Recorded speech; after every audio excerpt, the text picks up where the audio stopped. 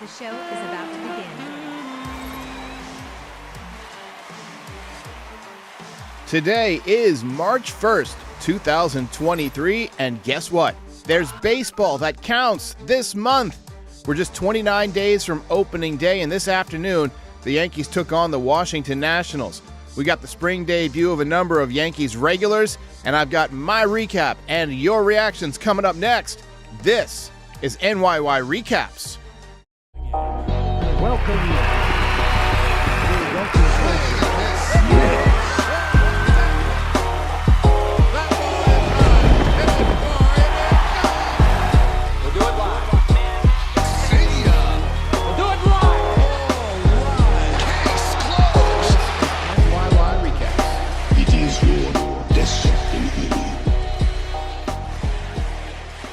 Just when they thought I was out, they pull me back in.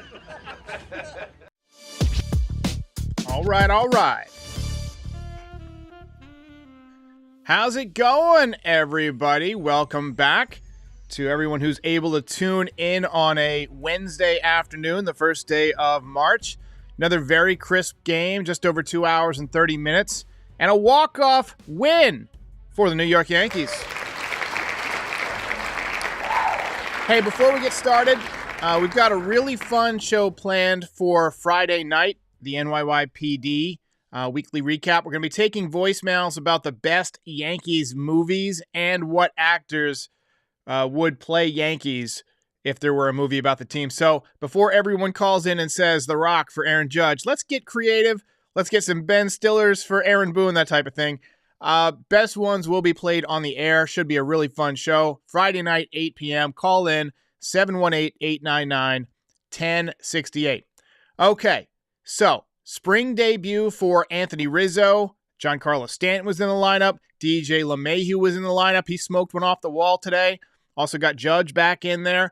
Yankees were rocking the pinstripes and pretty close to their opening day lineup. You had IKF at short. I hope that's not the case. You had Aaron Hicks out in left field. Hope that's not the case, although he did have a hit. We'll get to that. But look, that was a pretty close to an opening day lineup. And, it's weird that they're wearing the pinstripes on a random Wednesday, but that's something they're doing more in spring training. It used to be just the first home game of spring. You'd have everybody in the pinstripes, but times they are changing. Domingo Germán, who's battling for the number 5 spot, was on the mound today. He was rocking the number 0, last worn by Adam Ottavino. You might remember that Domingo used to wear number 55, but that's been taken by Carlos Rodon. Curveball looked pretty good, especially in the second inning. He went 2 1/3, allowed 1 run, and struck out 3. Not too bad. It's way too early to make a call as to who should win that number 5 job, but over the first couple of starts, Clark Schmidt has looked good and Domingo Germán has looked good. Domingo's always had good stuff that I thought would play well out of the bullpen. I've been saying he should be in the pen for years, but Clark Schmidt showing up as a pretty decent starter so far with that cutter. It's an interesting scenario, so we'll see how that plays out over the next few weeks, assuming everybody stays healthy. Harrison Bader had a good day. He made a terrific catch in center field. Sinking line drive. A lot of times, by the time the camera shifts to cover center field where the ball's headed, he's already locked in on it. He's already got it measured and is en route. The guy just gets amazing jumps on the baseball. Certainly the best on this team. He also looked good at the plate. He smoked a triple over the center fielder in the bottom of the 4th, and then used his speed to score from third base on a wild pitch.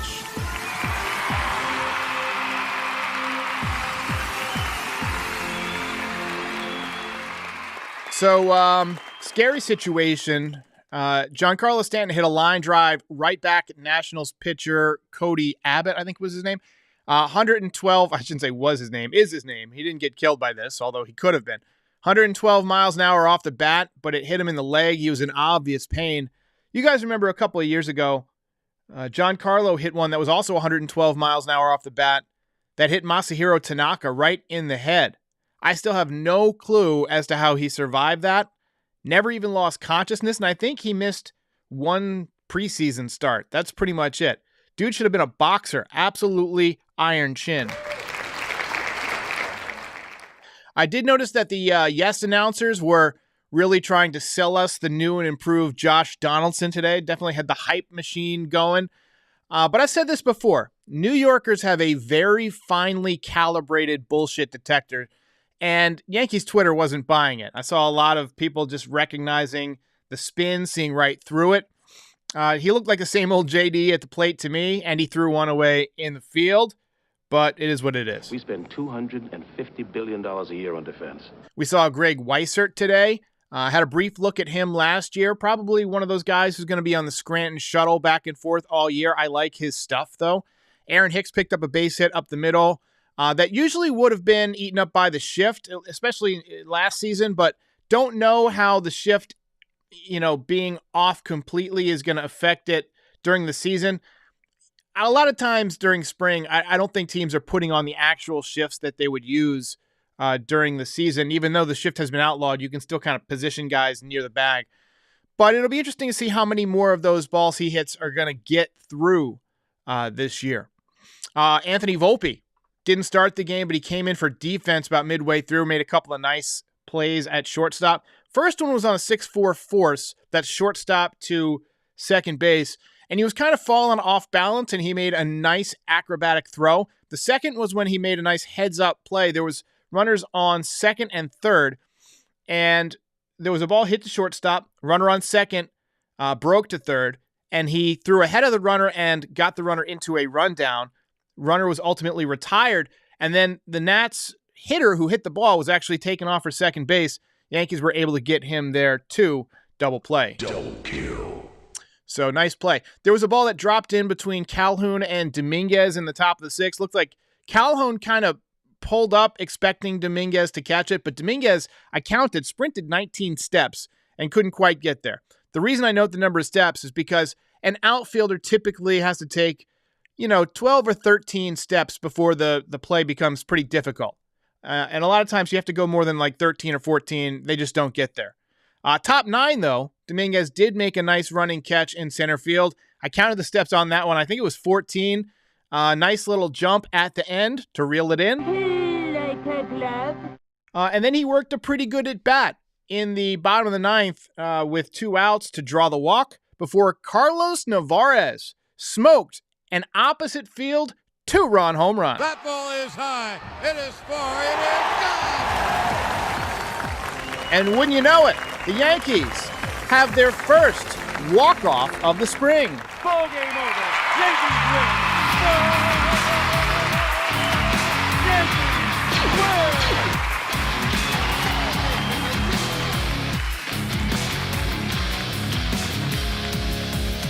You're a winner.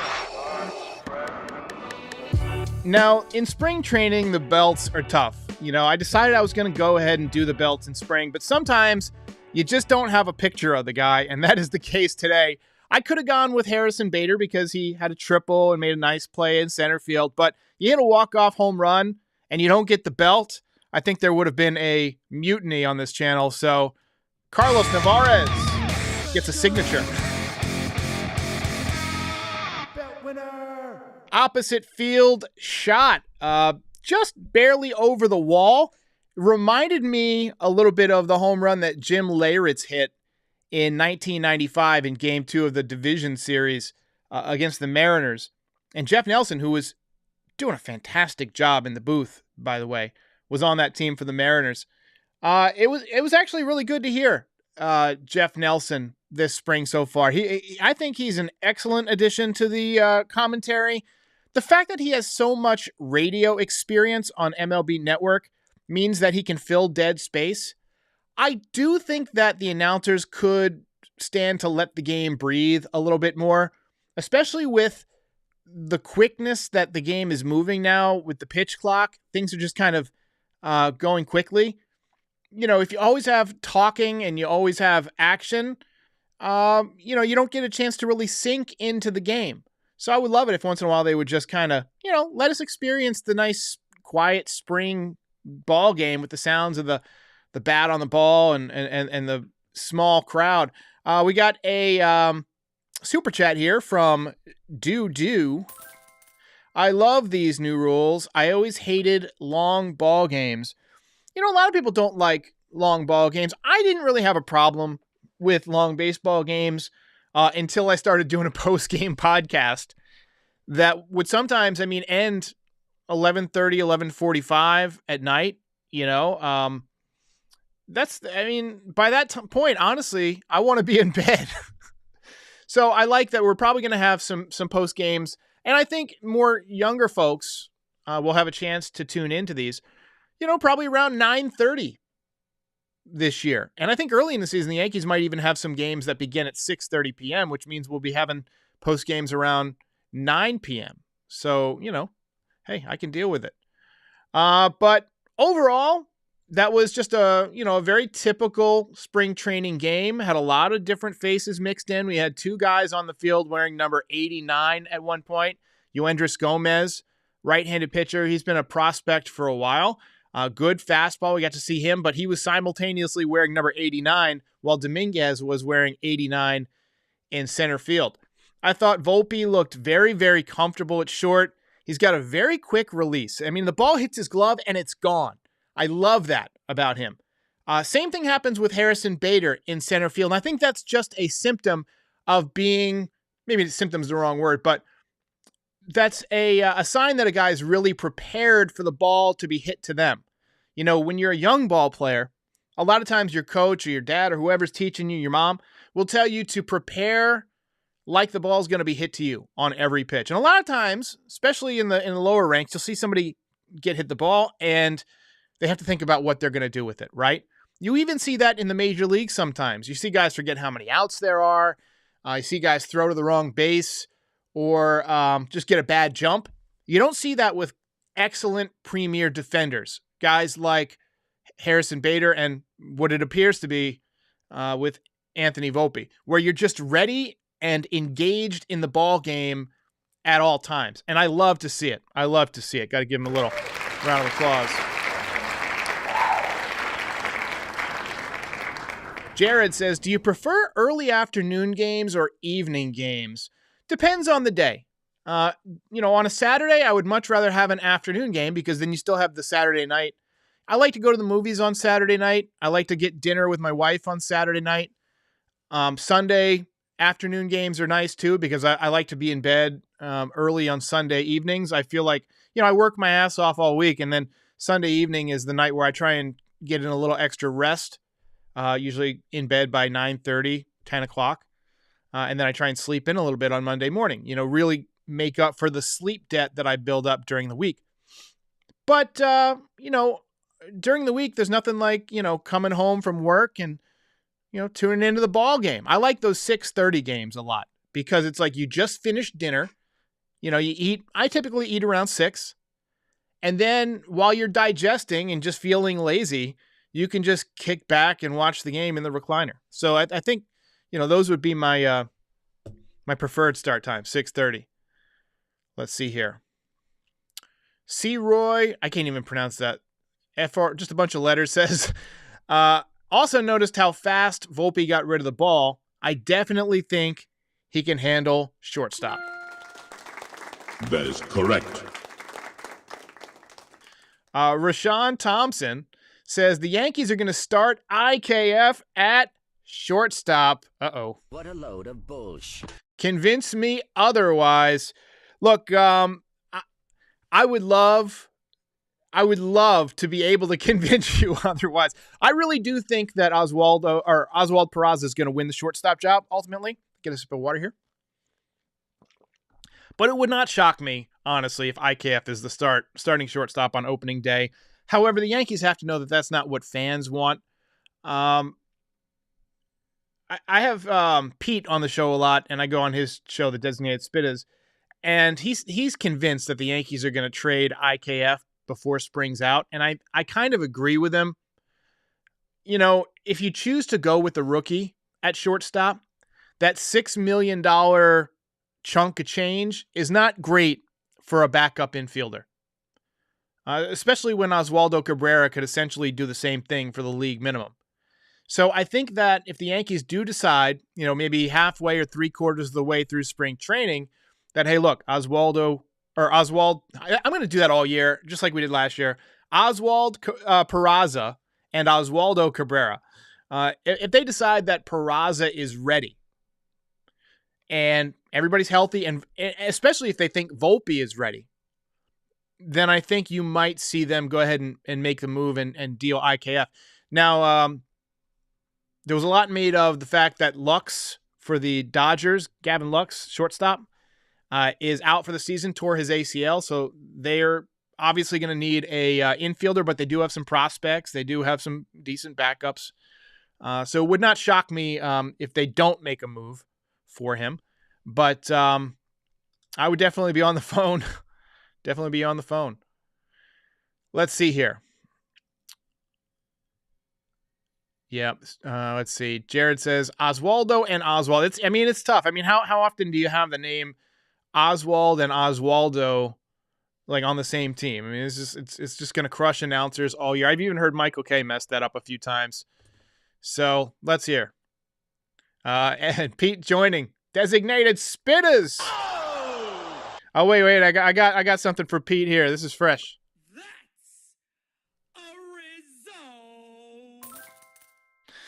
That's a custom Pete noise there. Let's see here. C. Roy says, I started calling them Waldo and Oswald. I could see Waldo. I like to call him the Wizard of Oswaldo. I just call him the Wizard.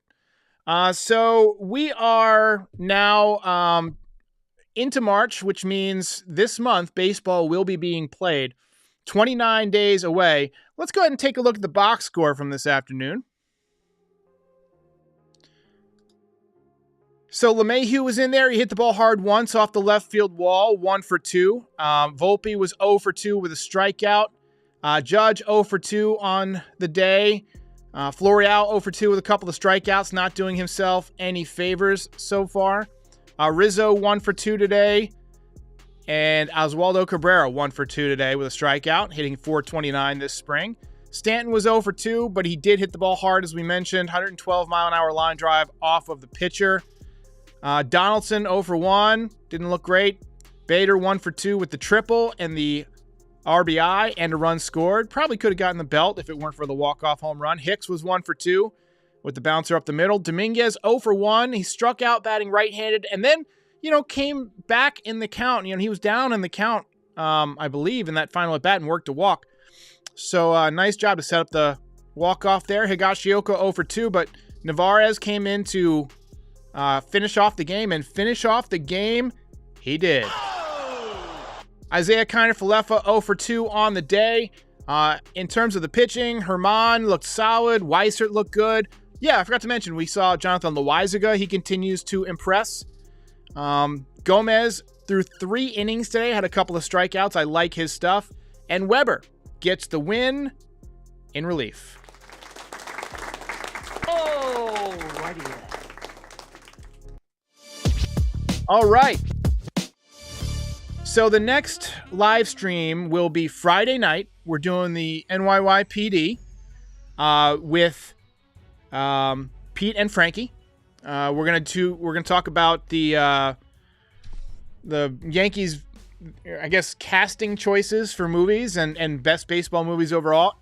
Also, we're going to talk about what went on during this week and our impressions from the games this week and any news that happens between now and Friday. And then Saturday, the Yankees play again on TV, so I'll be doing a post-game wrap-up Saturday afternoon. Tomorrow night, I'll be doing nothing. I'm going to see Creed 3. Really looking forward to that. Game over, man. Game over. And it looks like it's going to rain. It really does. Maddie D just bought the merch.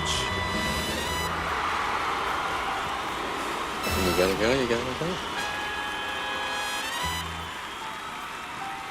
Most impressive. So if you guys want to take another look at the merch, I've added some new stuff. I figured, we're at the end of the podcast here. Might as well give it a look. Go through some new things. So I've set this up into collections. So I kind of put like the best-selling stuff here. There's a best-selling items collections. If you just want to look at t-shirts, you can look at that. Hoodies and then caps. We got a lot of different caps and beanies. I got to tell you, the coasters are probably my favorite. They're priced pretty affordably. They're $10. You get one, but it's like a high quality coaster. So it's like something that'll last you forever, or at least a long time. You pair it with your favorite game day chair. I've got this All Rise one and this Top Hat one, both of which I designed. We've got the No Beards. We got the Destiny. It is your destiny. Got the Jackie Robinson, and then we got all the retired numbers. The retired number ones are cool too. I've got number 23. And then moving on, we've got... this is Cashman Construction Company. That's one of my favorites. It says, fading square pegs into round holes.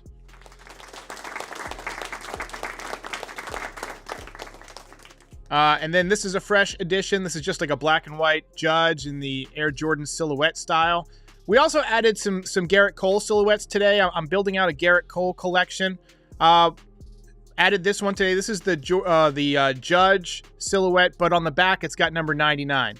And then we did the same thing with Garrett Cole. This one doesn't have the 45, but I'm working on that one. I've got one with Garrett Cole 45 on the hats. Let's check that out. Where is it? Here we go. So this one has the 45 on the right-hand side and the Garrett Cole silhouette on the front. So a lot of really cool stuff. Just go ahead and give it a look. It's NYYRecaps.myshopify.com, or just go to NYYRecaps.shop. And we will call this one, oops, as I hit the mic, we will call this one a podcast, and I will see you Friday night. Don't forget to call in.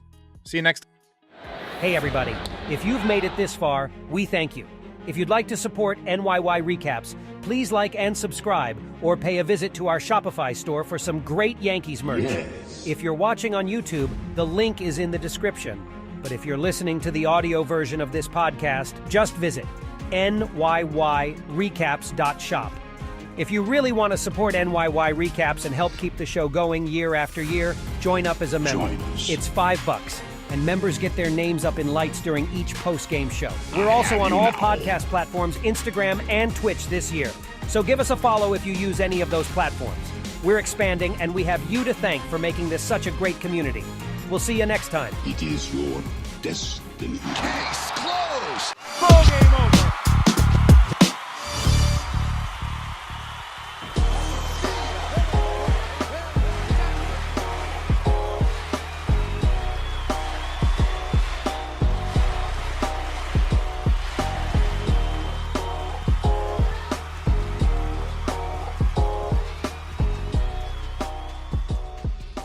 Most impressive.